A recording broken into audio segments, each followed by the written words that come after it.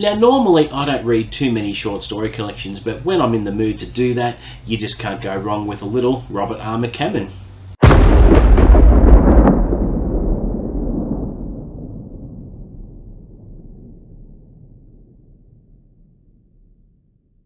What's up, guys? Welcome back to Unlimited Reads. My name is Chris, and today I'll be doing yet another weekly update as we roll on into the second half of September. So let's start with what I've been reading. Now, the first book I finished right at the beginning of the week was Stephen King's new fantasy book, Fairy Tale. I enjoyed this one overall. I thought the first half of the book was better than the second half of the book. I did pick on it for a couple of things that you can see in my review video I did if you haven't caught that already. But overall, it was a really good book, and I encourage you to pick it up and read it. Do yourself a favour, go out and buy a copy, because I still recommend the book even though I picked on it for a couple of things. Was it a perfect Stephen King book? No, but I thought the ending was really good. He tied up everything very neatly in a nice little bow, and it left me feeling very satisfied after closing the last page of the book. So check out that review. Now, during the week, I tried my best to re-engage with Fitz in Assassin's Quest. I am having a really hard time with the book, to be honest. I know people have said that the second half of the book does get better. I'm just having a really hard time engaging with the character. I feel that, look, I only read a couple of chapters this week, and that was a struggle in itself. I'm just, really not enjoying it at the moment, and I'm not going to DNF it, but I am going to put it on the back burner for a little while, giving myself the goal of finishing it by the end of the year.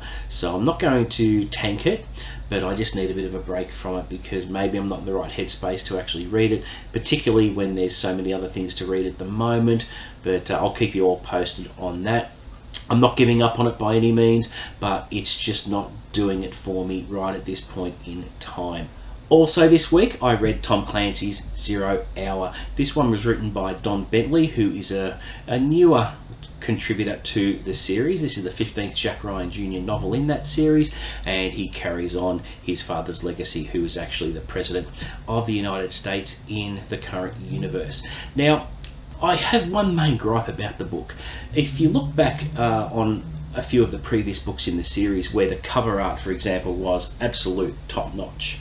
You can see here Shadows of the Dragon. The cover art is sensational, the use of colour, and on the spine there. And if you look at the previous one to that, or the next one to that, you've got the same cover art and the same design on the spine, which look great on my shelves. Which, for someone with OCD about how he displays his books, it's very important. And the previous one, Chain of Command, you can see a pattern here, can't you, with the same design used each time, and the spine design. And then we come to the 0 Hour, and we've got the US cover here, which now the publisher is Hachette. I don't know why they decided to fix something that wasn't broken. I found the cover art on the previous books absolutely brilliant. These ones are a little bit more minimalist, and I prefer the UK covers, and I'm not sure why Hachette made the decision to go with the US artwork, and most likely they will continue with this particular design. So what is the book about? So the leader of North Korea is critically injured, and the tension between North Korea and South Korea has never been so high since the Korean War. And Jack Ryan Jr. meanwhile is in Seoul, South Korea, on a recruiting assignment, and he gets involved in a major plot where the North is poised to strike at the South, and he has the assistance of Green Berets in bringing about stopping the end of the world and preventing a nuclear disaster in a nutshell. Let me say that the book was fine, it was well written, but out of all the writers who have contributed to the series over the last few years since Tom Clancy's passing, Don Bentley is my least favourite. He doesn't handle Jack's character as well, in my opinion. I can't quite put my finger on it. He just doesn't know the character as well as someone like Mark Greaney, who is the best contributor to the entire series in my opinion, followed closely by Mark Cameron and Mike Madden. I don't really like the decisions that Don Bentley makes in the novel, particularly when the last novel had certain events that I would have expected to carry on over into 0 Hour, namely being that the campus put on a new recruit at the end of the last book. He was a police officer, I think, that helped out the campus in the last thriller, but we don't see him again. So there's a bit of a continuity thing there. I don't think Don Bentley uses Jack Ryan to the best advantage.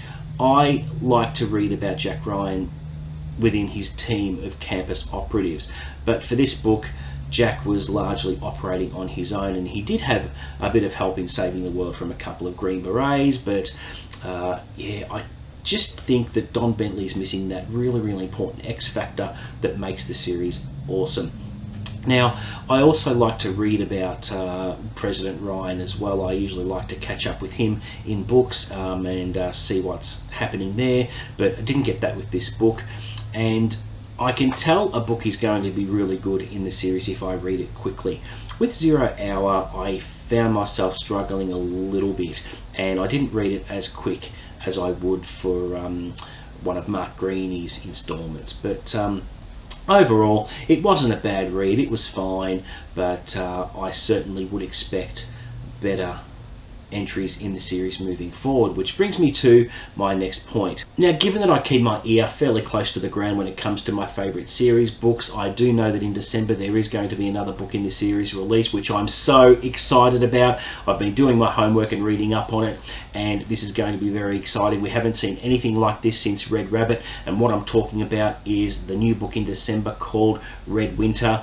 I believe it's being, just let me check my facts here, I think it's being written by Mark Cameron, who is a regular series contributor. I'm expecting something really awesome with this one because it is a Jack Ryan Sr.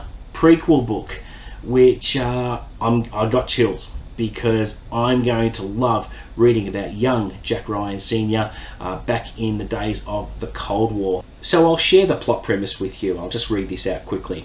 So it's 1985. A top secret F-117 aircraft crashes into the Nevada desert. The Nighthawk is the most advanced fighting machine in the world, and the Soviets will do anything to retrieve it.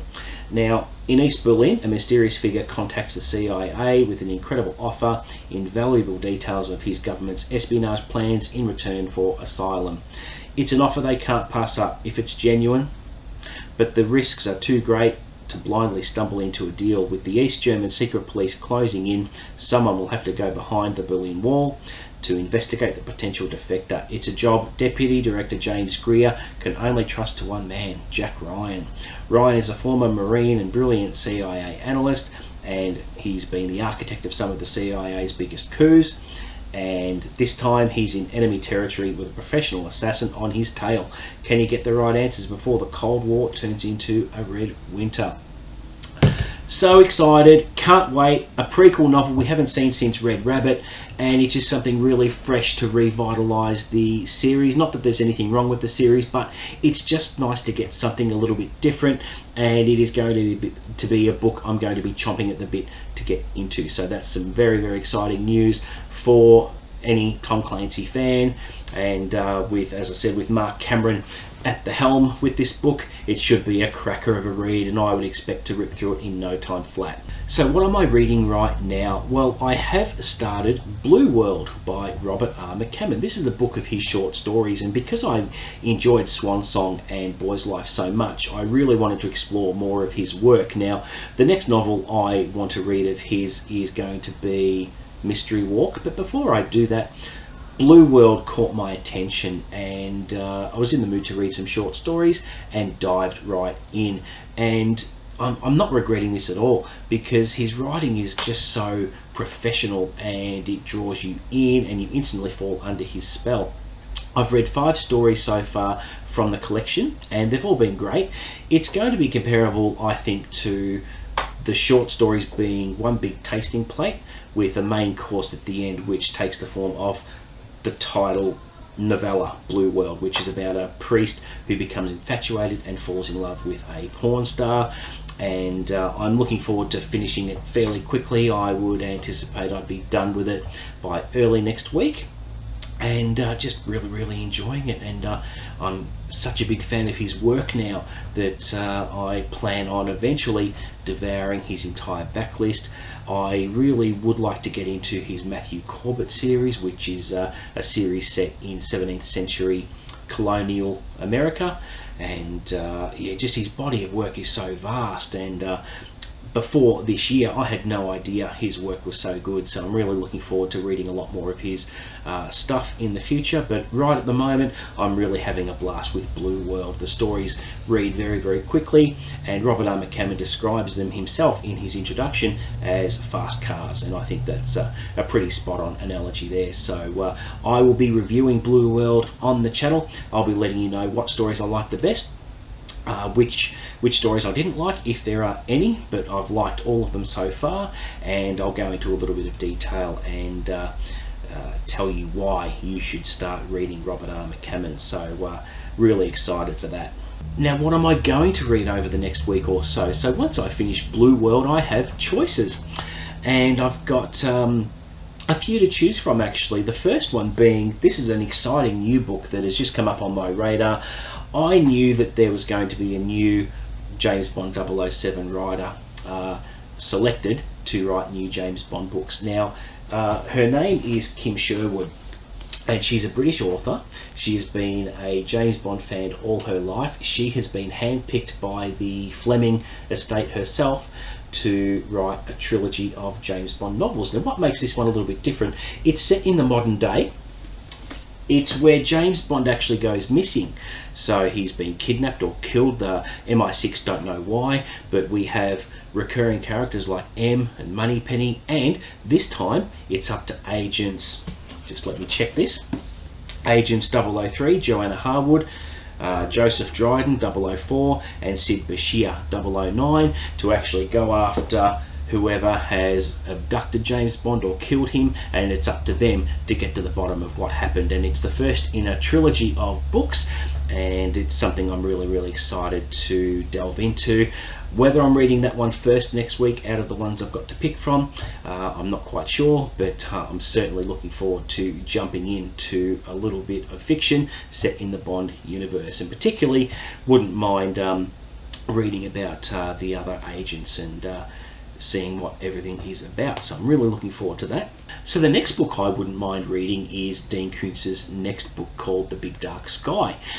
This one, I don't know why the publishers release it straight into hardback instead of going straight to trade paperback that they have in the past. And given that his last book, called Quicksilver, is one I really didn't enjoy, I didn't want to make the investment and buy a hardback. Instead, I got my local library to order it in for me so that I am the first one to borrow it, and I'm due to pick it up early next week. And the premise sounds pretty fascinating, I have to admit, and I just hope that Dean Koontz delivers this time. I did shitbag his last book. It really frustrated me no end, but you know, with Dean Koontz, I've been a fan of his almost as long as I have been a Stephen King fan, and I will give him the benefit of the doubt and look forward to this new book. But whether I'm going to read that first or the Double or Nothing first, I'm not sure, but we'll see how we go. Either way, I'm looking forward to both these books so far. And the third book I'm interested in reading is just delving into a little bit of historical fiction, and that one that I've selected would be Labyrinth by Kate Moss, or Kate Mossy. Don't know how you pronounce the surname, but she has written quite a bit of historical fiction, and this one is a mystery set in medieval France, and parallels with the two characters. One's a young girl living in medieval France, and the other is set in modern day. It's an archaeologist who is working on the opposite end of the timeline in order to solve the mystery. And historical fiction is something I've wanted to get into. Of course, I do have Lonesome Dove there as well, which I'm going to be starting very soon. I'm hoping to get stuck into that in October, and yeah, really can't wait. So there we go, guys. That was my week. Thank you very much for watching. Please don't forget to like and subscribe, and let me know how your week went. What have you been reading? What have you been watching? I'm always interested to hear that, and I'm always up for a chat on anything that I've discussed in this video.